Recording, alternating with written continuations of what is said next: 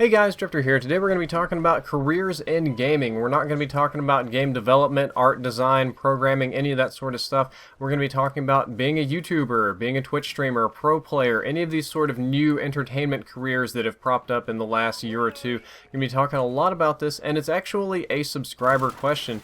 A subscriber sent me a letter in my snail mail here. I have a P.O. box for these sort of things. I typically read these in the fan mail episode, but this one really hit home for me and ask a lot of questions that I get very frequently and some questions that you might be asking yourself on a more daily basis. So I'm going to read the letter, not all, we'll paraphrase, leave out some names and details, and I'm going to answer the questions about is YouTubing a good idea, how to get into it, how to grow a channel, how to balance college, career, personal life, all these sort of things. It's personal for me, and I think you're also going to find it quite interesting.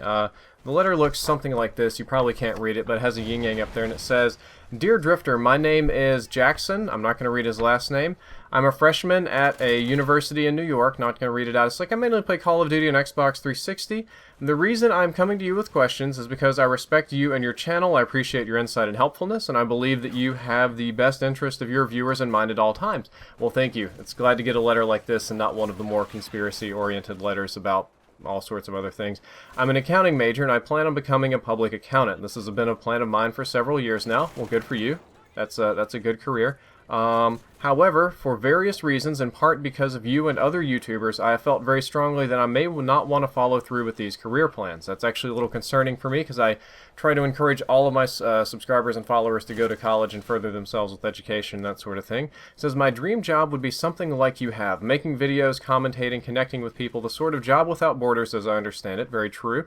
"I'm not the kind of kid who wants to make YouTube videos or stream because I want to play Call of Duty every day, and don't get me wrong, I would love that, but I understand it's more than that. It's the exciting part is making connections with people and solving the challenge of providing entertainment to as many people as possible in creative ways." Well, boy, you you nailed all the challenges in my professional life. That's very true, and those are the things that I find rewarding. It says, "You're easily the most intelligent and articulate commentator that I've watched. And by the way, my other favorite YouTuber is Ali A. Ali A is a fantastic YouTuber and a good person. Like, seriously, Ali A is a really cool guy. And I appreciate your channel because of the more serious nature of your videos. And I would like to pose you a series of questions and hope that you'll be able to help me work through these." Now, this is where we kind of get to the meat of the commentary here, because these questions are, well, they're good questions. Question number 1. In your opinion, is this dream of mine asinine and out of the realm of possibilities? Absolutely not. No dream is asinine just by definition because it is a dream of yours, unless you get some weird things like if they're conflicting. But I still believe that there is plenty of space in the YouTube streaming pro kind of gaming entertainment area for you to come in and just, you know, make a career with the rest of us. Every night there's a new person that gets famous. Every day I turn on Social Blade or look on there and there's somebody that's vastly surpassed my years of work in a matter of days or weeks or months. It just happens. People get famous all the time. People fall in and out. It's a very fluid, nebulous kind of... My phone just buzzed. Alright, cell phone. We're turning you off for this commentary. Whoop. It's okay, I hate that phone anyway. But yeah, people get famous, people make it big every single day. There's always new players, there's an infinite amount of ideas, and because this is an internet, there's not, well, not an internet, the internet, there's also an infinite amount of specialties. There's always something special, something new, something that hasn't been done yet that's just waiting for somebody to stumble upon and find, so it's totally doable. That being said, I actually feel it's a little bit harder now than it used to be back kind of when I started. Like, the more established and massive some of these channels and personalities and people get, the harder it is to compete with them, but it still can be done and it still happens quite frequently. So no, your dream is not impossible at all. The next question is, how did you come to the decision to pursue this line of work at what is clearly a great risk? Well, this was actually a very personal and difficult thing that happened to me. I have a degree in engineering, mechanical engineering, and I have a master's of business administration. I ended up not liking the engineering career, just kind of the way I was going. I felt like I was going to be a quant. I was going to be a guy that sits in the office and solves problems all day and doesn't really do anything else. It didn't seem very fun, so I decided, you know, maybe I'll try the business side of things. I don't want to have a boss that's, you know, dumber or less educated than me. So I did that, and in the business side of things, what I found is that it was very cutthroat and dry, and a lot of people were kind of like, more willing to lie or not cheat, but just do kind of underhanded things. And it was never about providing any sort of value to the end consumer. It was all just kind of like squeezing people and wrenching money out of them. So I didn't like that. And it was at that time that my YouTube channel really took off, hit a huge spike, started growing, things started going well. I worked with the Entrepreneurship Center on my campus as an advisor. I was working in their incubator, helping them build businesses and stuff. And I'm gonna be honest, I was a pretty sorry employee. I was good at a very few special things, but generally they didn't need me a lot. And when my YouTube started taking off, I kind of started skipping work a little bit. And then I just stopped going to work altogether, and it felt dirty on my part because I knew the boss. He gave me a job because he knew I was broke and I was desperate. And I came back about a month later. I should have come back several weeks, but I felt really like embarrassed. And I went and I apologized to him for not coming to work and quitting like that. And I told him my career was taking off and it was going so crazy I couldn't get it under control. And this guy who runs the Entrepreneurship Center was so nice and kind and such a good boss. Instead of being pissed off or furious or yelling at me for not going to work, he just says, great. He's like, that's what I was waiting on. He's like, I hired you because I thought you would make it big. I thought you would do well, and we were just kind of waiting for you to do your thing. Not upset at all. He's like, you need any help from us? We'll help your business, all these sort of things. So that was really cool. And he also kind of helped me treat YouTube more of a business, even though it is sort of a personal thing. But I also had some difficulty telling my wife because I don't think she really imagined herself having a gamer husband. She thought I'd be like a serious professional, like big money kind of guy. And she had the stable job in nursing, but I showed her my PayPal and my income and what I was making, and we try not to discuss income because that's considered impolite, but what I make on YouTube is very comparable to what I would make with the 2 degrees, and it takes far less time, and it's way, way, way more fun. So I showed her, and I talked about it, and I was like, I wasn't sure. And then I talked to my brother-in-law, who works, he works for Boeing under NASA. Like, he works on some of the space stuff, but it's all subcontracted down. And he told me that what I was doing is what the NASA guys dream of doing. I was like, whoa, like, that's kind of an eye-opener. He was like, dude, you're like 25, 24, whatever. Just do this. Just ride it out. Surf the wave, and if it all goes tits up and YouTube crashes in a couple of years, so what? You'll be like 28, 29 with 2 degrees, which is better than most people, and still able to get plenty of jobs. So that was also very eye-opening, and I just decided to do it, to roll with it, to see where it went, and so far it's been amazing. All of you have been supporting me, and it's been very, very good. So let's move on to the next set of questions. I used a lot of time on that one. Says, what is my first step? Would you recommend YouTube or Twitch as a starting point, or maybe something else entirely? Your first step is deciding what kind of games you want to play. You need to either decide to specialize or do everything. You can't do everything and specialize. You just need to pick one or the other, like a set like shooters, or we're going to do CoD, or we're going to do Halo, or we're just going to do all the games and have fun. I recommend you start both. Get some artwork going on. Get your channel kind of branded, get a theme, a color scheme, some basic designs, have the same similar kind of things on Twitch and YouTube. I would tell you to try to make one YouTube video a day if possible. I know if you're in college or something it's difficult. Maybe try one every other day, and try to stream at least 2 or 3 times a week on Twitch and have fun. Just do the things that are fun for you. Make the videos that are enjoyable. Don't try to get popular or big or massive or like copy everybody else. Do your own independent thing that's enjoyable for you, and I promise you, you're not a unique snowflake, and there's other people like you in this world that will also enjoy your videos.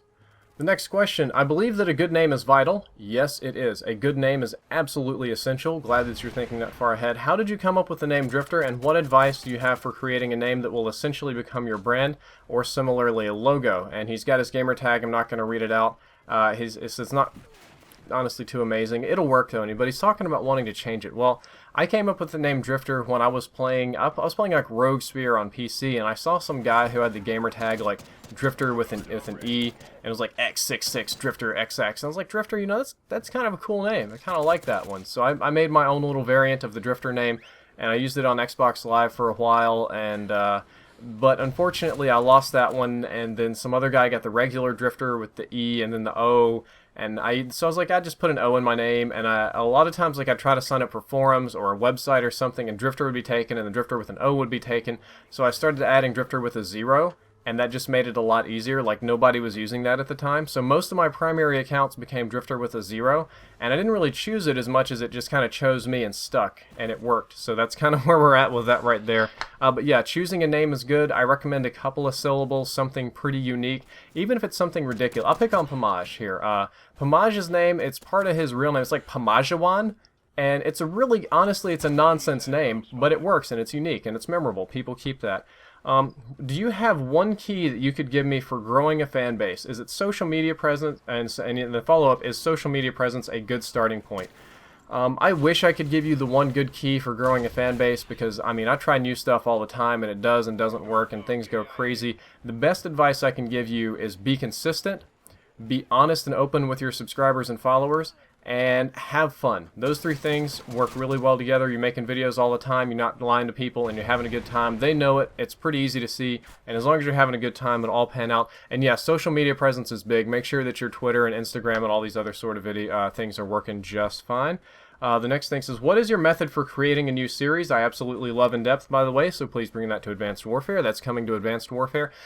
I have been doing machinima and videos for a long time. I've managed no less than a dozen different series, and the best way to make a new series, in my opinion, is the shotgun approach. You want to make, like, I don't know, like 5 or 6 different pilot episodes, just something that you think could eventually become a series, something that you could make more of, and just throw them out there. Throw them all out there and see what happens. Odds are you're going to have a ton of failures, but the one that catches, the one that does well, that's the one you put the work on to turn it into a series. I did this with a bunch of other videos before In-Depth, and not really many of them caught on, but when I did In-Depth, it like caught on like fire. Like, people wanted that, and I could see it, and I realized there was a lot of opportunity for, I was calling sequels at the time, they were just episodes, and I kept doing it, and it's worked out really well. Anytime I want to make a new series or things, I'll kind of like do a little pilot and try it. If it fails, I might try again, but if not, but we just do things until we get something that's fun and enjoyable for the audience, and we kind of keep going. Otherwise, just don't stress yourself about the failures. What equipment do you recommend I use as far as recording and creating content? Well, I'm assuming you're a console gamer, not PC.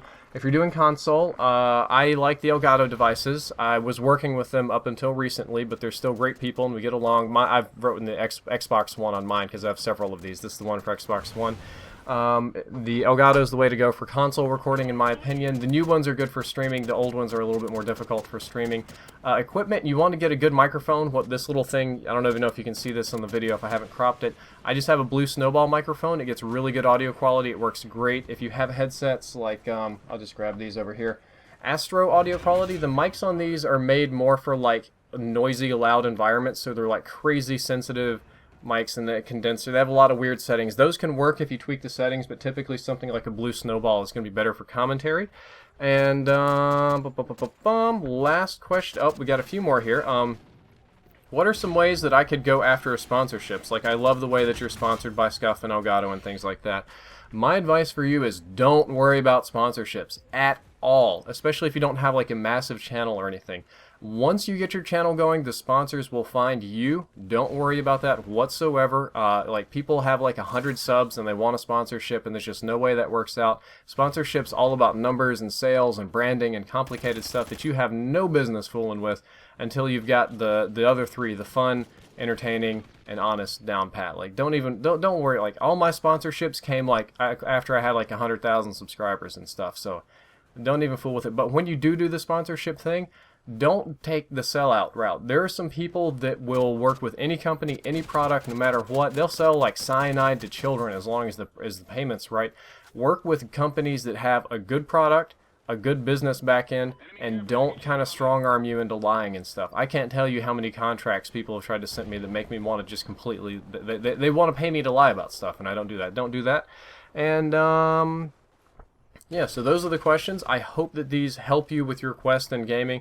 We have a follow-up question here. Well, what do you have a recommendation for headsets? I have old Turtle Beaches. I'm looking into Astro and Tritons. Well, I'm sponsored by Astro Gaming, by Astro Headsets. Woo! No, they're These are the ones I use. I like them. One of the reasons I'm working with Astro is because I like the quality of their headsets. That's the reason I contacted them. But at the end of the letter it says, please understand that I'm not taking this lightly, and if I decide to pursue this dream, I will give it everything. This is why I'm putting so much thought into this and asking for your advice. Any help and advice you give me would be greatly appreciated, and thank you for taking the time to read this. And anything you can do toward answering my questions would be fantastic. Thank you again, Jackson. Well, I hope that these questions have helped you.